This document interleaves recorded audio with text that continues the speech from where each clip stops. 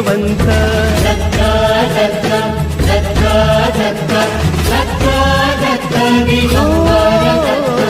अवधूत चिंतन गुरुदेव दत्त गुरु आमचा तू आम्ही भाग्यवंत नसे जन्म मृत्यू नुरे काही खंत न प्रारंभ मध्य नसे काही अंत